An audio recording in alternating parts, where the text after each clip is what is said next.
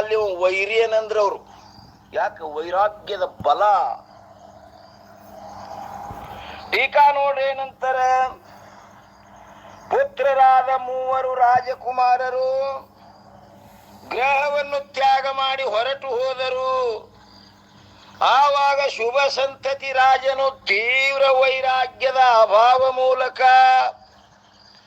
ಸುಪುತ್ರರ ವಿಯೋಗದಿಂದ ಅತಿ ದುಃಖವನ್ನು ಹೊಂದಿದನು. ಮೂರೂ ಮಕ್ಕಳು ಬಿಟ್ಟು ಹೋದರು ಅಂತ ತೀವ್ರ ದುಃಖವನ್ನು ಹೊಂದಿದ. ಅದರಂತೆ ಈ ಪೂರ್ವದಲ್ಲಿಯೇ ಮಂದ ವೈರಾಗ್ಯ ಉಂಟಾದ್ದರಿಂದ ಅವನಿಗೆ ಈ ರಾಜಭೋಗರೇ ಸುಖದಿಂದ ಭೋಗಿಸ್ತ್ಯ,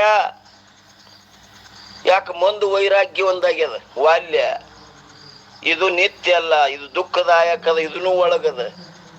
ರಾಜ್ಯ ಭೋಗಿಸಲಕ್ಕೂ ಅಲ್ಲಕತ್ತು ಬಿಟ್ಟು ಹೋತ್ಯ. ವೈರಾಗ್ಯ ಅಷ್ಟು ಬಲ ಇಲ್ಲ, ಬಿಟ್ಟನು ಹೋಗುವಲ್ಲ. ರಾಜ್ಯ ಭೋಗಿಸುವಲ್ಲ, ಬಿಟ್ಟನು ಹೋಗುವಲ್ಲ. ಹೀಗೇನಾಯ್ತಪ್ಪ ಅಂತ ಕೇಳಿದ್ರೆ, ಮಂದ ವೈರಾಗ್ಯ ಉಂಟಾದ್ದರಿಂದ ಅವನಿಗೆ ವಿಷಯಗಳಲ್ಲಿಯೂ ಕೂಡ ಸುಖವು ಪ್ರಾಪ್ತವಾಗುತ್ತಿಲ್ಲ. ವಿಷಯ ಭೋಗಿಸ್ತ್ಯ ಯಾನ್ ಕಮ್ಮಿತ್ತು ರಾಜ್ಯದೊಳಗೆ, ಮಂದ ವೈರಾಗ್ಯ ಒಂದಾಗ್ಯದ, ಅದು ಉಣಗುಡಲ್ದು. ಮತ್ತು ಈ ಪೂರ್ವದಲ್ಲಿ ರಾಜ್ಯವನ್ನು ರಾಜಕುಮಾರರಿಗೆ ಒಪ್ಪಿಸಿ ಅರಣ್ಯಕ್ಕೆ ಹೋಗಿ ತಪಸ್ಸು ಮಾಡಬೇಕೆಂಬ ಯಾವ ಇಚ್ಛೆ ಉಂಟಾಗಿತ್ತೋ ಅದು ಈಗ ಪುತ್ರರು ಹೊರಟು ಹೋಗಿರುವುದರಿಂದ ರಾಜ್ಯವನ್ನು ಬಿಟ್ಟು ಹ್ಯಾಂಗ ಹೋಗ್ಲಿ, ಮೊದಲ ಹೋಗ್ಬೇಕನ್ನೋದಿತ್ತು. ಉತ್ತರಾಧಿಕಾರಿಗಳು ಇಲ್ಲದ ರಾಜ್ಯ ಸಿಂಹಾಸನವನ್ನು ಶೂನ್ಯ ಮಾಡಿ ಬಿಟ್ಟು ಹೋಗಲು ಮನಸ್ಸು ಒಪ್ಪಲಿಲ್ಲ. ಇದಾರು ಉತ್ತರಾಧಿಕಾರಿಗಳು ಇಲ್ಲ, ಇದಕ್ಕೆ ಹ್ಯಾಂಗಪ್ಪ, ಇದ್ರ ಗತಿ ಏನಂತ ಜಗ್ಗಾಡಕತ್ತು ಮನಸ್ಸು ಆಕಾಡೋಮ್. ಅದರಿಂದಲೂ ಕೂಡ ದುಃಖಿತನಾದನು. ಒಂದು ವೇಳೆ ಅವನಲ್ಲಿ ತೀವ್ರವಾದ ವೈರಾಗ್ಯವಿದ್ದಿದ್ದರೆ ಸಿಂಹಾಸನವು ಶೂನ್ಯವಾದರೂ ಕೂಡ ನೋಡದೆ ರಾಜ್ಯವನ್ನು ತ್ಯಾಗ ಮಾಡಿ ಹೋಗುತ್ತಿದ್ದನು. ತೀವ್ರ ವೈರಾಗ್ಯ ಇತ್ತಂದ್ರೆ ಅದು ಶೂನ್ಯಕ್ಕಾಗಲ್ಲ, ಯಾರು ಹಾರಿಗೆಡ್ಸೋದಕ್ಕೆ ಬಿಟ್ಟು ಹೋಗ್ತಿದ್ದ. ಅದು ತೀವ್ರ ವೈರಾಗ್ಯ ಒಂದಿಲ್ಲ, ಮಂದಾಗ್ಯದ.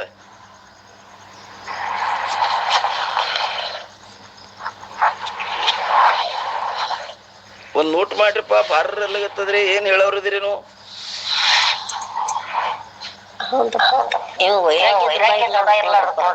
ಹಾ, ಮಂದ ವೈರಾಗ್ಯ ಇದ್ದುದರಿಂದ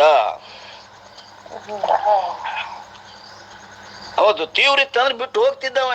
ಯಾನಕ್ಕಾಗಲ್ಲಕ್ಕೆ ಅದು ಅಲ್ಲಿ ಮೆಟ್ಟಿಗೆ ಹಚ್ಚೋದಲ್ಲ, ಯಾನು ತಲೆಗೆ ಹಾಕೋತಿತ್ತಿಲ್ರಿ ಅವನು. ಆದರೆ ಅಂಥ ವೈರಾಗ್ಯವು ಅವನಲ್ಲಿ ಇಲ್ಲ, ಕಿಂತು ಮಂದ ವೈರಾಗ್ಯವಿರುತ್ತದೆ. ಆದ್ದರಿಂದಲೇ ರಾಜ್ಯವನ್ನು ತ್ಯಾಗ ಮಾಡಲಿಲ್ಲ.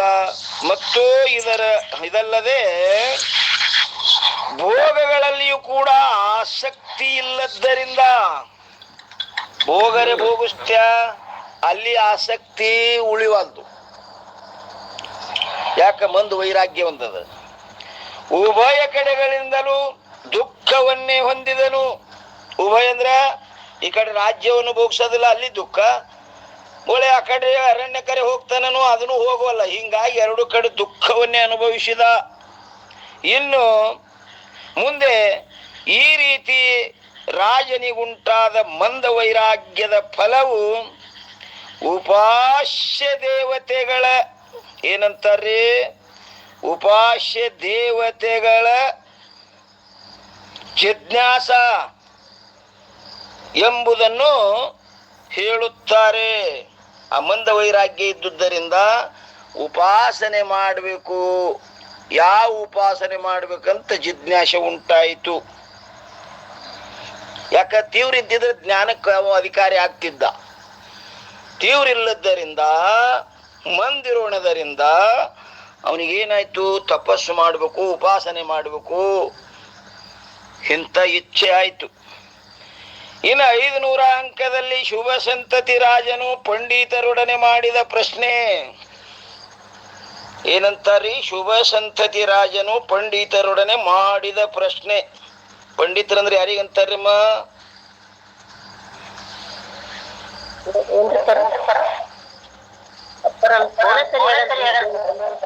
ಲೆಫ್ಟ್ ಆಗಿ ಬರ್ರಮ್ಮ ಇನ್ನೊಮ್ಮ. ನಮ್ಮದರೆ ಸರಿ ಕೇಳಿಸ್ತದಿಲ್ರಿ?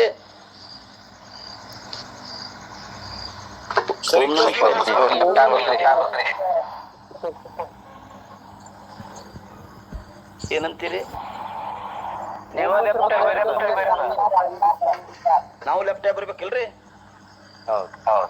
ಇಲ್ಲಿ ತನ ಯಾಕೆ ಹೇಳಂಗಿಲ್ರಿ? ನೀವು ಸರಿ ಕೇಳಿಸ್ಲಿಲ್ಲ ಅಂದ್ರೆ ಅವಾಗೆ ಹೇಳುದು.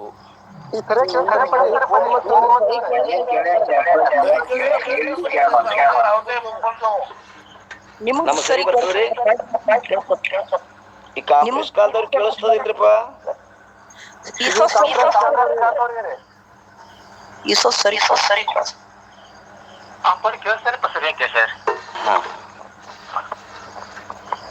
ಅಂದ್ರೆ ಏನ್ರಿ ಅದು ಇದು ಇತ್ತಂದ್ರೆ ಅವಾಗೆ ಹೇಳುದ್ರಿ. ಮತ್ತೊಮ್ಮೆ ಲೆಫ್ಟ್ ಆಗಿ ಬರ್ತೀವಿ ನಾವು. ಲೆಫ್ಟ್ ಆಗಿ ಬರ್ರಿ ಪ್ರತಿಧ್ವನಿ ಆಗಕತ್ತೈತಿ. ಅಪ್ಪ ಅವ್ರು ಇಟ್ಲಿ ತನ ಗಪ್ಪ ಇದೀರಪ್ಪ. ಇಲ್ಲ ಅವ್ರ ಅಮ್ಮವ್ರ ಒಬ್ಬರ ಮಾತಾಡ್ತಿದ್ರಲ್ಲ, ಹಮ್ಮಿಂಗ ಧ್ವನಿ ಪುನರ್ ಮತ್ತೊಮ್ಮೆ ಸ್ಪೀಡ್ ಆಗತೈತೆ ಧ್ವನಿ. ಈಗ ಆಗತೈತೆ, ಇಟ್ಟು ತನಕ ಆಗಿಲ್ಲಪ್ಪ ಅವ್ರೆ.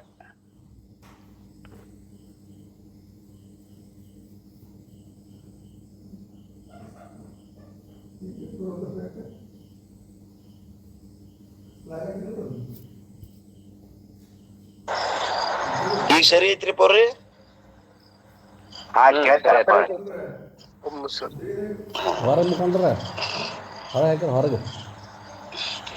ಏನ್ ಹೇಳ್ತಾರಿ? 500 ಅಂಕದಲ್ಲಿ ಶುಭ ಸಂತತಿ ರಾಜನು ಪಂಡಿತರೊಡನೆ ಮಾಡಿದ ಪ್ರಶ್ನೆ.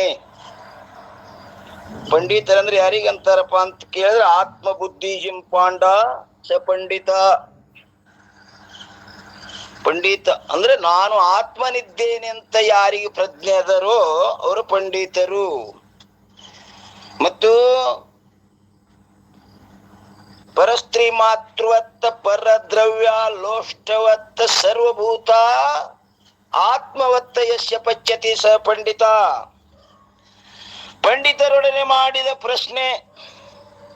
ಯಾವನು ಮಲಗದಿಲ್ಲವೋ, ಪಂಡಿತ ಏನಂತ ಅವರು ರಾಜ ಏನಂತನ ಪಂಡಿತರಿಗೆ, ಯಾವನು ಮಲಗುವುದಿಲ್ಲವೋ ಕಿಂತು ಸದಾ ಜಾಗೃತನಾಗಿರುತ್ತಾನೆಯೋ ಅಂತ ದೇವನು ಯಾರು? ಪಂಡಿತರನ್ನ ಕರೆಸಿ, ಯಾವಾಗೂ ಮಲ್ಕೋಬಾರದದು ದೇವ್ರ, ಸದಾ ಎಚ್ಚರಾಗಿರು ದೇವ್ರ ಯಾವುದು ಅದನ್ನ ನನಗೆ ಹೇಳ್ರಿ, ಆ ದೇವರ ಉಪಾಸನೆ ಮಾಡ್ತೀನಿ ಅಂತ ಅವನಿಗೆ ಜಿಜ್ಞಾಸ ಆಯ್ತು. ಚೌಪಾಯಿ ನೋಡ್ರಿ ಏನಂತಾರ ಇಲ್ಲಿ 27. ಶುಭ ಸಂತತಿ ಪಿತು ಸೋ ಬಡಭಾಗ ಭಯೋ ಪ್ರಥಮತಿ ಮಂದ ವಿರಾಗ ಜಿಜ್ಞಾಸ ಉಪಜೇಯ ತಾಕೋ ದೇವಧೇಯ ಕೋ ದ್ಯಾವಂ ಜಾಕುಂ. ಅಂದ್ರೆ ಅದರ ಅರ್ಥ ಏನ್ ಹೇಳ್ತಾರ? ತಂದೆಯಾದ ಯಾವ ಶುಭ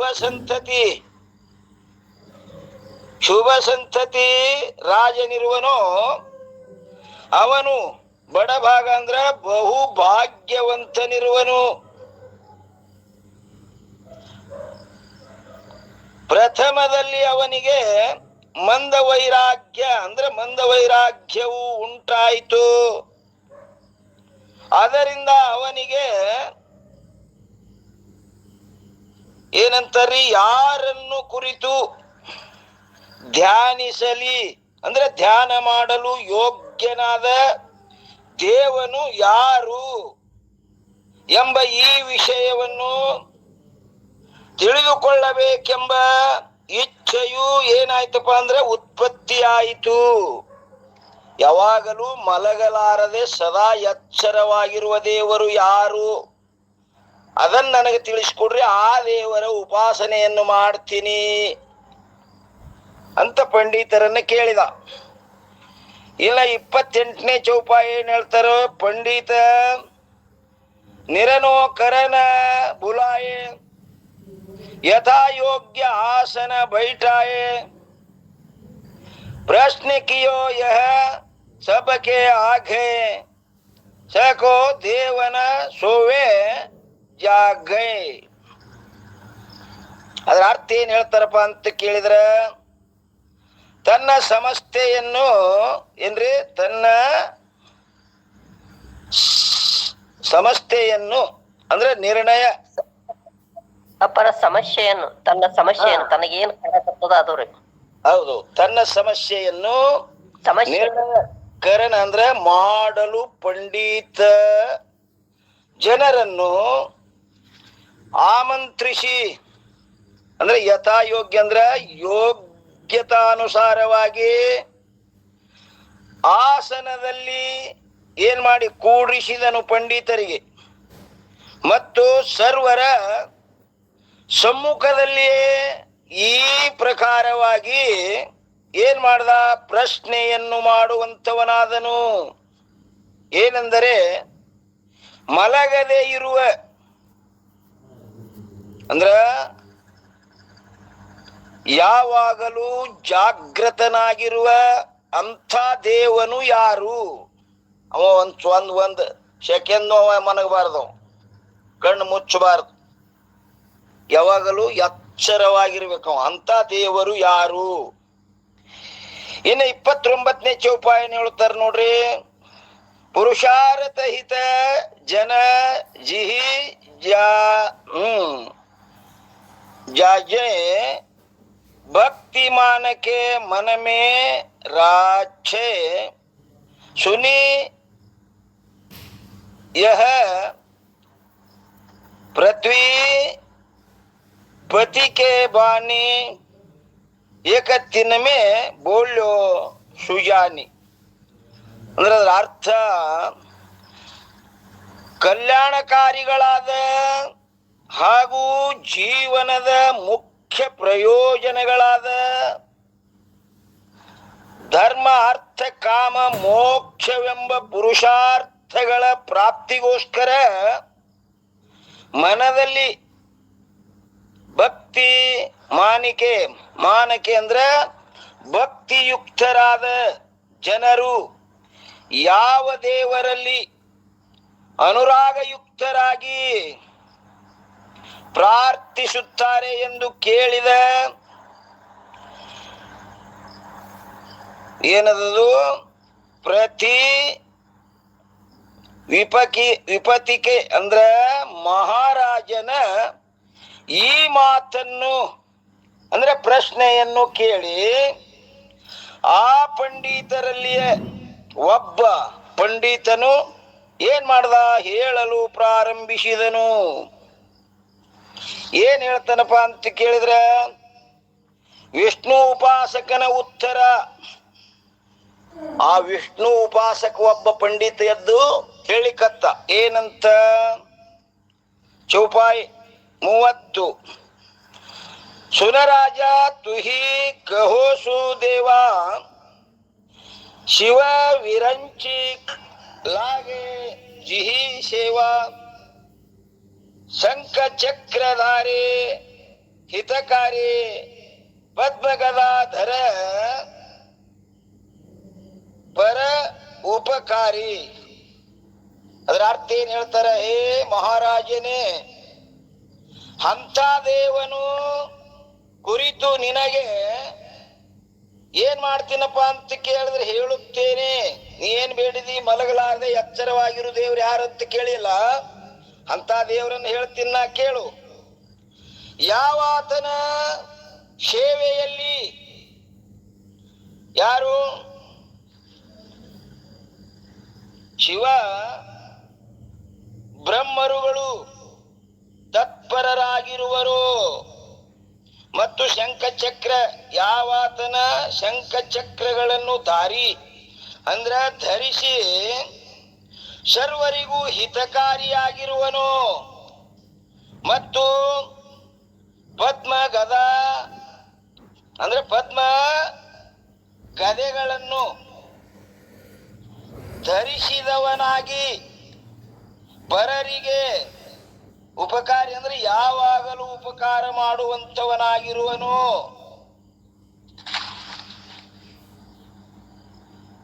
ಇನ್ನು 31ನೇ ಚೌಪಾಯಿ ಹೇಳ್ತಾನ್ರಿ. ಏನ್ ಹೇಳ್ತಾರ? ಮಂಗಲ ನಿಮ್ ಫೋನ್ ಸರಿಯಾಗಿ ಕೇಳಲ್ದ ಎಲ್ಲರಿಗೂ ಕೇಳಕತ್ತೇನ್ರಿ? ಅಂತೂ ಒಟ್ಟ ಸ್ಪಷ್ಟ ಕೇಳಲ್ರಿ. ಫೋನ್ ಎಲ್ಲಾ ಹೋಗಿ ಬಂದೆ ಒಳ್ಳೆ ನಿಮ್ಗೆ ಸ್ವಚ್ಛ ಐತ್ರಿ ಅವಾಗ ಸ್ವಚ್ಛ ಇಟ್ಟಾಗಿ. ಹೌನ್ರಿ. ನಿಮಗ್ ಸರಿ ಕೇಳ್ಸಲ್ದ ಅಮ್ಮವ್ರಿ? ಹೌದ್ ನೋಡ್ರಪ್ಪ, ಮತ್ತೊಂದ್ ಲೆಫ್ಟ್ ಆಗಿ ಬಂದೆ, ಒಳಗ್ ಕಟ್ ಕಟ್ ಕಟ್ ಬರಾಕತ್ತದ್ರಿ. ನೆಟ್ವರ್ಕ್ ಇರಕ್ಕಿಲ್ರಿ ನಿಮ್ಗೆ. ಇನ್ನೊಂದ್ಸಲ ಲೆಫ್ಟ್ ಹಾಕ್ತಿವ್ರಿ. ಈ ನಮ್ಗೆಲ್ಲ ಸರಿಯಾಗಿ ಕೇಳ್ತಾರಪ್ಪ, ದೂರದಿಂದ ಸರಿಯಾಗಿ ಕೇಳಿಸ್ತಾರೆ. ಓಂ ನಮಃ ತಂಪಾದ. 31ನೇ ಚೌಪಾಯಿ ನೋಡ್ರಿ ಏನಂತಾರಿ? ಮಂಗಲ ಮೂರ್ತಿ ವಿಘ್ನ ಕೃಪಾಲು ನಿಜ ಸೇವಕ ಲಖಿ ಕರತ ನಿಹಾಲು ಶಕ್ತಿ ನಗೇಶ ರೂಪ ಶಿವ ಜಯ ಹೊಯ್ ಸಬ ಆಜ್ಞಾ ತಾಕೆ ಮೈ ತೇ ಹೊಯ್. ಅಂದ್ರ ಅರ್ಥ ಏನ್ ಹೇಳ್ತಾರ? ಮಂಗಲ ಮೂರ್ತಿ, ಅಂತ ಮಂಗಲ ಮೂರ್ತಿಯಾದ ಮಹಾವಿಷ್ಣು ಕೃಪಾಲು ಅಂದ್ರ ದಯಾಸಾಗರನಾಗಿರುವನು. ಯಾರು? ವಿಷ್ಣು. ಮತ್ತು ನಿಜ ಅಂದ್ರ ತನ್ನ ಸೇವಕ ಭಕ್ತರನ್ನು, ಲಕ್ಕಿ ಅಂದ್ರ ಕೃಪಾದೃಷ್ಟಿಯಿಂದ ನೋಡಿ, ನಿಹಾಲ್ ಅವರಿಗೆ ಸುಖವನ್ನುಂಟು ಕರತ್ ಮಾಡುವನು. ಅದಲ್ಲದೆ ಶಕ್ತಿ ಗಣೇಶ ಅಂದ್ರೆ ಗಣಪತಿ, ಸೂರ್ಯ ಶಿವ ಮೊದಲಾದವರೇನಿರುವರು ಅವರೆಲ್ಲರೂ ಆ ಮಹಾವಿಷ್ಣುವಿನ ಆಜ್ಞೆಯಲ್ಲಿಯೇ ಇರುತ್ತಾರೆ. ಎಲ್ಲ ದೇವಿ ಮತ್ತು ಶಿವ, ಗಣೇಶ, ಸೂರ್ಯ ಇವರೆಲ್ಲ ಎಲ್ಲಪ್ಪ ಅಂದ್ರೆ ಮಹಾವಿಷ್ಣುವಿನ ಆಜ್ಞೆಯಲ್ಲೇ ಇರ್ತಾರವರು. ಇನ್ನ 32ನೇ ಚೌಪಾಯಿ ಏನ್ ಹೇಳ್ತಾರ ನೋಡ್ರಿ? ಭಾರತ ಸಕಲ ಗ್ರಂಥ ಯಹ ಬಾಖ್ಯ ಪದ್ಮ ಪುರಾಣ ತಾಪನಿ ಲಖೆ ವಿಘ್ನ ರೂಪತೆ. ಏನ್ರಿ? ವಿಷ್ಣು ರೂಪತೆ. ವಿಷ್ಣು ರೂಪತೆ ಉಪಜಿತ ಸಭೆ ಪರೇ ವೀರ ಯಾಚೆ ತಿಹಿ ತಬಹಿ. ಅಂದ್ರೆ ಅದ್ರ ಅರ್ಥ ಏನ್ ಹೇಳ್ತಾರ ನೋಡ್ರಿ? ಮಹಾಭಾರತವೇ ಮೊದಲಾದ ಸಕಲ ಗ್ರಂಥ ಅಂದ್ರ ಸರ್ವ ಗ್ರಂಥಗಳು ಇದೇ ಪ್ರಕಾರವಾಗಿ ಹೇಳುತ್ತಿವೆ. ಪದ್ಮ ಪುರಾಣ, ಆ ಪದ್ಮ ಪುರಾಣ ಹಾಗೂ ತಾಪನಿ ಅಂದ್ರೆ ಉಪನಿಷತ್ತುಗಳು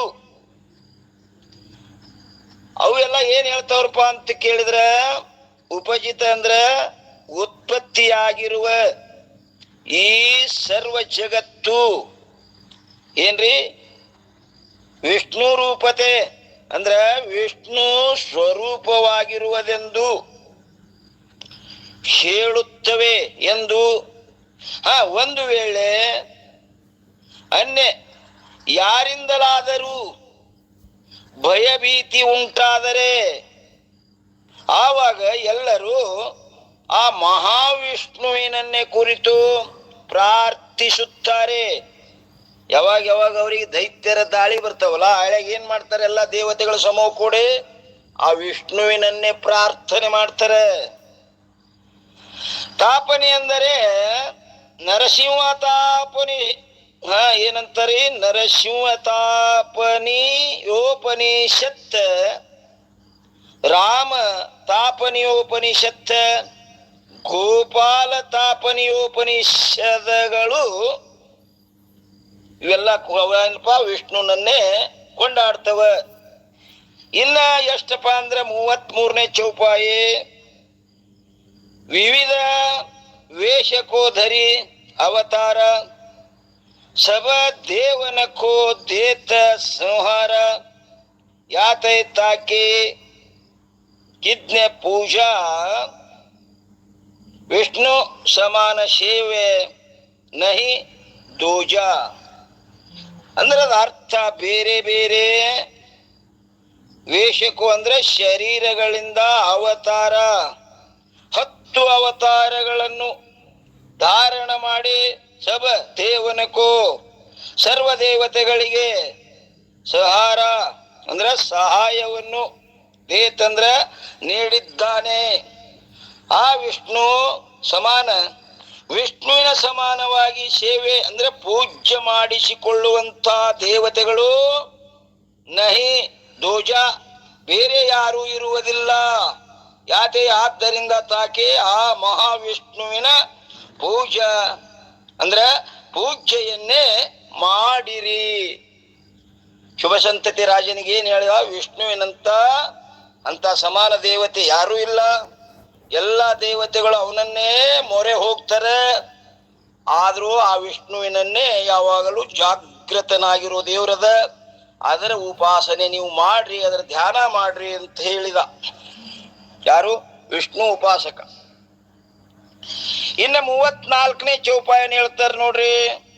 ವಿಷ್ಣು ಭಕ್ತ ಶಿವ ಉತ್ತಮ ಕಹಿಯೇ ತಥಾಪಿ ಸೇವೆ ಸ್ವರೂಪನ ಲಹಿಯೇ ರೂಪ ಮಂಗಲ ಶಿವಕೋ ಸಮ ಸಮ ಧ್ಯಾನ ಕರೆ ನಹಿ ತಾಕೋ ಯೋ ಹಮ. ಅಂದ್ರೆ ಅದರ ಅರ್ಥ ಇಲ್ಲಿ ಯದ್ಯಪಿ ಅನಂತನ ವಿಷ್ಣು ಉತ್ತಮ ಶ್ರೇಷ್ಠನಾದ ಶಿವನ ಭಕ್ತನೆಂದು ಹೇಳಿರುತ್ತಾರಲ್ಲ. ಅವ ಶಂಕ ಮಾಡುದಿಲ್ಲ. ವಿಷ್ಣು ಶಿವನ ಭಕ್ತ ಅಂತ ನಾವೆಲ್ಲ ಕಡೆ ಕೇಳ್ಕೊಂಡ್ ಬಂದಿದ್ದೇವಲ್ಲ. ಭಕ್ತ ಅಂದ ಬಳಕ ಅವನಕಿಂತ ಹೆಂಗ್ ಶ್ರೇಷ್ಠ ಅದ ಅಂತ ಅವ ಶಂಕ ಮಾಡ್ಯಾನ.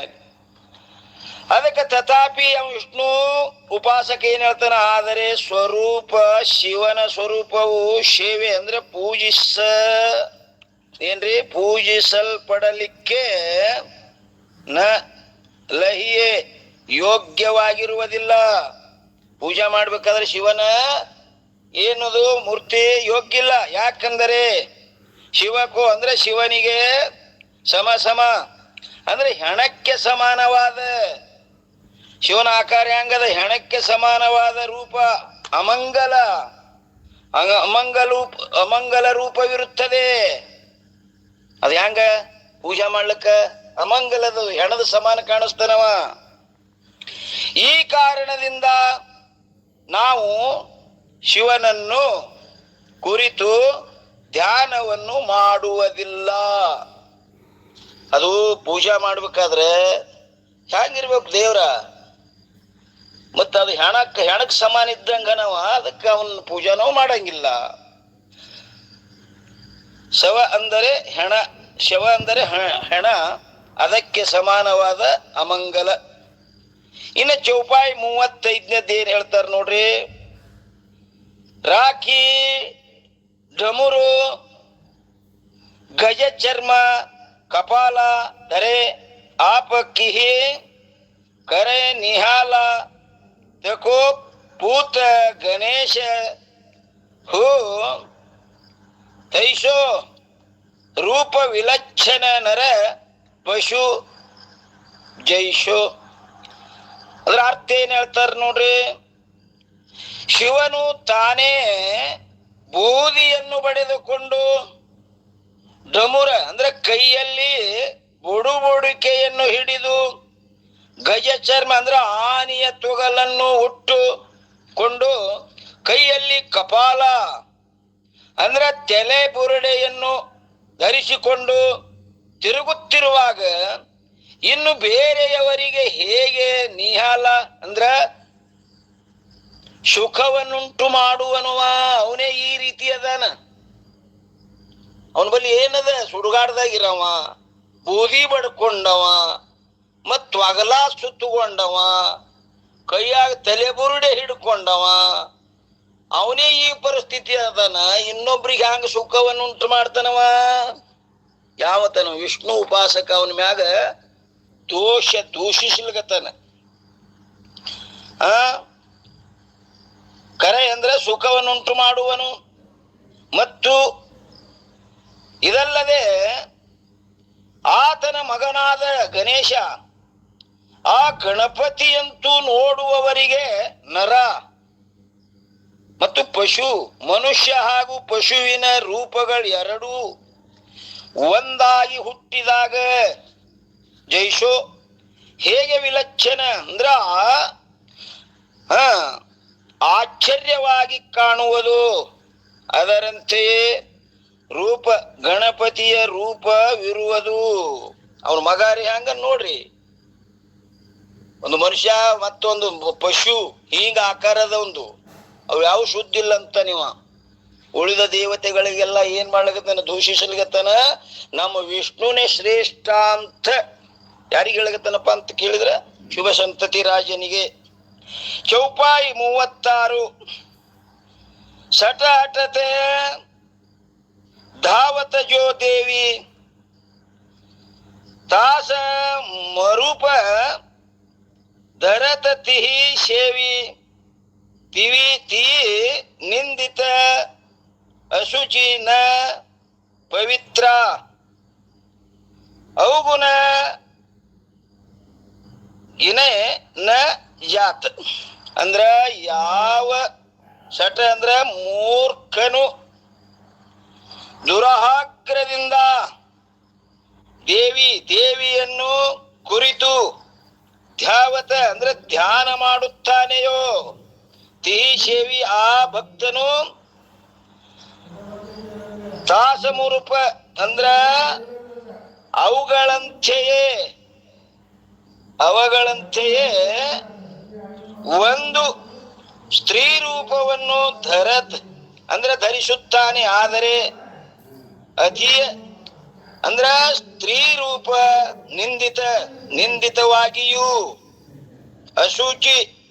ಅಶುದ್ಧವಾಗಿಯೂ ಇರುವುದರಿಂದ ನ ಪವಿತ್ರ ಅಂದ್ರ ಪವಿತ್ರವಲ್ಲ ಆ ದೇವಿದು ಬಿ. ಮತ್ತು ಜಾತ ಅಂದ್ರ ವಿಚಿತ್ರ ಆಶ್ಚರ್ಯಕರವಾದ ಅವಗುಣ ಸ್ತ್ರೀಯ ದುರ್ಗುಣಗಳನ್ನು ಗಿನೈನ್ ಅಂದ್ರ ಎಣಕೆ ಮಾಡಲು ಸಾಧ್ಯವಿಲ್ಲ. ಆ ದೇವಿ ಸಹಿತ ಹಿಂಗದಳ, ಅದಕ್ಕೆ ನಮ್ಮ ವಿಷ್ಣುನೇ ಶ್ರೇಷ್ಠದನ. ಅಂದಿನ 37ನೇ ಚೌಪಾಯನ್ ಹೇಳ್ತಾರ ನೋಡ್ರಿ. ಕಪಟ ಕೂಟಿಕೋ ಆಕಾರ ಕಹಿಯೇ ಪರಾಧೀನ ನಿಜ ತಂತ್ರ ನ ಲಹಿಯೇ ಐಶೋ ರೂಪ ಜೋ ಚಿಹಿಯೇ ಚಾಕೋ ಶೋ ಶೇವಹು ನರ ಸಖರ ಸಮ ತಾಕೋ. ಅಂದ್ರೆ ಅದ್ರ ಅರ್ಥ ಏನ್ ಹೇಳ್ತಾರಪ್ಪ ಅಂತ ಕೇಳಿದ್ರ, ಮೋಸ ವಂಚನೆಗಳ ಆಗರವೆಂದು ಹೇಳಿಸಿಕೊಳ್ಳುವ ಏನ್ರಿ ಅದಲ್ಲ ಸ್ವತಂತ್ರವಾಗಿರಲು ಏನ್ರಿ ನಿಜ ತಂತ್ರ ಅಂದ್ರ ನ ಲಹಿ ಅಂದ್ರ ಸ್ವತಂತ್ರವಾಗಿರಲು ಸಾಧ್ಯವಿಲ್ಲದ ಪರಾಧೀನ ಯಾವಾಗಲೂ ಪರರ ಆಧೀನವಾಗಿರುವ ಐಶೋ ಇಂಥ ಜೋ ಯಾವ ರೂಪ ಸ್ತ್ರೀ ರೂಪವು ಜಾಕೋ ಯಾರಿಗೆ ಚಹಿಯೇ ಬೇಕಾಗಿದೆಯೋ ಸೋ ಆ ನರ ಮನುಷ್ಯನು ಖರಸಮ ಅಂದ್ರೆ ಕತ್ತೆಯಂತೆ, ಖರ ಅಂದ್ರೆ ಕತ್ತೆಯಂತೆ ತಾಕೋ ಆ ದೇವಿಯನ್ನು ಶೇವಹು ಅಂದ್ರ ಪೂಜಿಸುತ್ತಾ ಹೋಗಲಿ. ಇನ್ನ 38ನೇ ಚೌಪಾಳಿಗೆ ಏನ್ ಹೇಳ್ತಾರ ನೋಡ್ರಿ. ಭ್ರಮತ ಫಿರೆ ನಿಸದಿನ ಯಹ ಬಾನು रहत न निश्चल छन एक थानो भ्रमतौ फिरे उपासक ताको तिहे समान ಸೇಮಕ ಔ ಜಾಕೋ. ಅಂದ್ರೆ ಅದರ ಅರ್ಥ ಇನ್ನು ಯಹ ಈ ಭಾನು, ಭಾನು ಅಂದ್ರೆ ಸೂರ್ಯದೇವನು ಕೂಡ, ನಿಷದಿನ ಅಂದ್ರೆ ಹಗಲು ರಾತ್ರಿ ಎನ್ನದೆ ಭ್ರಮತ್ ಸುತ್ತು ಹಾಕುತ್ತಾ ಫಿರೈ ತಿರುಗುತ್ತಿದ್ದಾನೆ. ಇದನ್ನು ಕಣ್ಣು ಕ್ಷಣ ಮಾತ್ರವೂ ಕೂಡ ತಾನ ಅಂದ್ರೆ ಒಂದು ಸ್ಥಾನದಲ್ಲಿ ನಿಚ್ಚಲ ಸ್ಥಿರವಾಗಿ ಅಂದ್ರೆ ನಿಶ್ಚಿಂತನಾಗಿ ನ ರಹತ್ ಇರುವುದಿಲ್ಲ. ಆದ್ದರಿಂದ ಅವು ಯಾವನು ಯಾಕೋ ಯಾವಾತನ ಆ ಸೂರ್ಯದೇವನ ಸೇವಕ ಭಕ್ತನಾಗಿ ಪೂಜಿಸುವನು ಅವನು ಸೂರ್ಯದೇವನು ಏನಂತಾರೆ ತನ್ನ ಸಮಾನವಾಗಿ ಮಾಡಿಕೊಂಡು ಭ್ರಮತವು ಅಂದ್ರೆ ತಾನು ತಿರುಗುತ್ತಾ ಉಪಾಸಕನನ್ನು ತಿರುಗುತ್ತಿರುವಂತೆ ಮಾಡುತ್ತಾನೆ. ಆ ಸೂರ್ಯ ಒಂದು ಸ್ಥಾನದೊಳಗೂ ಸ್ಥಿರವಾಗಿ ನಿಲ್ಲದೆ ಬರೇ ತಿರುಗುದು ಮಾಡ್ತಾನಲ್ಲ, ಹಾಂಗ ತನ್ನ ಆ ಸೂರ್ಯನ ಉಪಾಸಕ ಯಾವ ಮಾಡ್ತಾನ, ಅವನು ಸಹಿತ ಉಪಾಸಕನು ತಿರುಗಲಿ ಅಂತ ಹಿಂಗ ಅವ್ರ ಮ್ಯಾಗ ದೋಷಿಸಲ್ಗತ್ತ. ನೀವು ಯಾರು? ವಿಷ್ಣು ಉಪಾಸಕ. ನಮ್ಮ ವಿಷ್ಣುನೇ ಶ್ರೇಷ್ಠ ಅಂತ ಹೇಳಿಗತಾನ. ಇನ್ನ 39ನೇ ಚೌಪಾಯಿ ಅನದೇವ ಯಾತೆ ಸಬತ್ಯಾಗೈ ಸೇವನೀಯ ಇಕ ಹರಿ ಜಾಗೈ पूजन ध्यान करन विधि जो होए नारद पंचरात्र में सो होए. ಅರ್ಥ ನಿತ್ಯ ಜಾಗ ಅಂದ್ರೆ ಯಾವಾಗಲೂ ಜಾಗೃತನಾಗಿರುವಂತ ಏಕಹರಿ ಅಂದ್ರೆ ವಿಷ್ಣು ಒಬ್ಬನೇ. ಸೇವಿನಿಯ ಪೂಜಿಸಿಕೊಳ್ಳಲು ಯೋಗ್ಯನಾಗಿರುವನು. ಯಾತೆ ಆದ್ದರಿಂದ ಅನ್ಯ ಬೇರೆ ಸಭ ಎಲ್ಲ ದೇವತೆಗಳನ್ನು ತ್ಯಾಗ ಮಾಡಿ ಏನ್ ಮಾಡು, ಪೂಜಿಸುವ ಅಂದ್ರ ಆ ಪರಮಾತ್ಮನ ಸ್ವರೂಪವನ್ನು ಕುರಿತು ಚಿಂತನೆ ಮಾಡುವ ಯಾವ ನೇಮಾದಿಗಳನ್ನು ಇರುವವೋ ಅವು ಶ್ರೀ ನಾರದ ಮಹಾಮುನಿಗಳಿಂದ ವಿರಚಿತವಾದ ಪಂಚರಾತ್ರಮೇ ಅಂದ್ರೆ ಪಂಚರಾತ್ರದಲ್ಲಿ ಇರುವವು. ಅವುಗಳ ಪ್ರಕಾರವಾಗಿ ಪೂಜೆ ಧ್ಯಾನಗಳನ್ನು ಮಾಡುವಂಥವನಾಗು ಅಂತ ಇಲ್ಲಿ ಪರ್ಯಂತರ ವಿಷ್ಣು ಉಪಾಸಕ ಹೇಳಿದ. ಟೀಕಾ ನೋಡ್ರಿ ಏನಂತಾರ, ವಿಷ್ಣುವಿನನ್ನು ಬಿಟ್ಟು ಪ್ರಸಿದ್ಧವಾಗಿರುವ ಯಾವ 4 ಉಪಾಸನೆಗಳಿರುವವೋ, 4 ಯಾವು? ಶಿವ, ಶಕ್ತಿ, ಸೂರ್ಯ, ಗಣಪತಿ. ಏನಂತಾರೆ? ವಿಷ್ಣುವಿನನ್ನು ಬಿಟ್ಟು ಪ್ರಸಿದ್ಧವಾಗಿರುವ ಯಾವ 4 ಉಪಾಸನೆಗಳಿರುವವೋ ಅವುಗಳಲ್ಲಿ ಒಂದೊಂದು ಉಪಾಸನೆಯನ್ನು ನಿಷೇಧ ಮಾಡುವುದರಿಂದ ಸ್ಮಾರ್ಥ ಉಪಾಸನೆಯನ್ನು ಕೂಡ ನಿಷೇಧ ಮಾಡಲ್ಪಟ್ಟಿತು. ಸ್ಮಾರ್ಥರು ಅಂದ್ರೆ ಯಾರಿಗಂತಾರಪ್ಪ?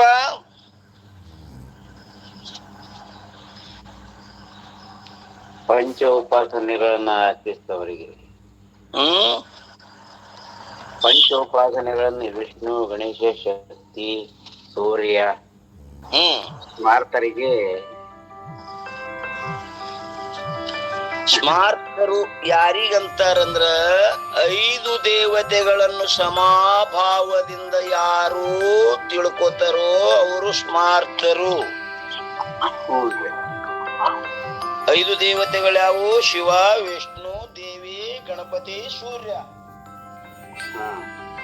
ಇವರಲ್ಲಿ ಭೇದ ಭಾವ ಮಾಡಂಗಿಲ್ಲ. ಅವರು ಎಲ್ಲ ಒಂದೇ ಅಂತ ಸಮಾನ ಭಾವದಿಂದ ಯಾರು ಪೂಜಾ ಮಾಡ್ತಾರೋ ಅವ್ರಿಗೆ ಸ್ಮಾರ್ತರು ಅಂತ ಕರೀತಾರ್ರಿ.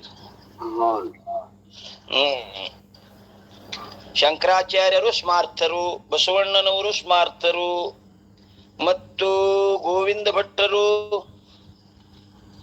ಅವರು ಸ್ಮಾರ್ತರು. ಸ್ಮಾರ್ಥ ಉಪಾಸನೆಯನ್ನು ಕೂಡ ನಿಷೇಧ ಮಾಡಲ್ಪಟ್ಟಿತು. ಯಾಕಂದರೆ 5 ದೇವತೆಗಳನ್ನು ಸಮಬುದ್ಧಿಯಿಂದ ಮಾಡುವ ಉಪಾಸನೆಗೆ ಸ್ಮಾರ್ಥ ಉಪಾಸನೆ ಎಂದು ಹೇಳುತ್ತಾರೆ. ಆದ್ದರಿಂದ ಶಿವ ಮೊದಲಾದ 4 ದೇವತೆಗಳು ವಿಷ್ಣುವಿನ ಸಮಾನವಿಲ್ಲವೆಂದು ನಿಷೇಧ ಮಾಡುವುದರಿಂದ ಸ್ಮಾರ್ಥ ಉಪಾಸನೆಯನ್ನು ಕೂಡ ನಿಷೇಧ ಮಾಡಿದಂತಾಯಿತು. ಇಲ್ಲಿ ತನ ವಿಷ್ಣು ಉಪಾಸಕ ನಮ್ಮ ವಿಷ್ಣುನೇ ಶ್ರೇಷ್ಠದನ, ಯಾವಾಗಲೂ ಜಾಗೃತವಾಗ್ಯದನ. ಎಲ್ಲ ದೇವತೆಗಳು ತಮಗೆ ಯಾವಾಗ ಪೀಡೆ ಬಂದದ ಆ ವಿಷ್ಣುವನ್ನೇ ಮೊರೆ ಹೊಕ್ಕು ಅವನ ಪಾದಕ್ಕೆ ಬಂದು ಬಿದ್ದರೆ ಅದಕ್ಕೆ ನಮ್ಮ ವಿಷ್ಣುನೇ ಶ್ರೇಷ್ಠದನ, ಅವನ ಉಪಾಸನೆಯನ್ನು ಮಾಡ್ರಿ ಅಂತ ಶುಭ ಸಂತತಿ ರಾಜನಿಗೆ ಹೇಳಿದರು. ಇನ್ನ ಮುಂದಿನ ವಿಷಯ 502ನೇ ಅಂಕ ಶಿವೋಪಾಸಕ ಏನ್ ಹೇಳ್ತಾನ ಅನ್ನೋದು ಆ ವಿಷಯ ಮತ್ತೆ ನಾಳಿನ ದಿವಸ ನಾವು ನೀವು ವಿಚಾರ ಮಾಡೋಣ್ರಿ. ಇಲ್ಲೇ ಪರ್ಯಂತರ ಸದ್ಗುರುಗಳ ಕೃಪಾಶೀರ್ವಾದದಿಂದ ನಡೆದು ಬಂದ ವಿಷಯ ಈ ವಾಗ್ರೂಪ ಶ್ರೀ ಗುರುಪಾದದಲ್ಲಿ ಅರ್ಪಿಸಿ ಇವತ್ತಿನ ವಿಷಯ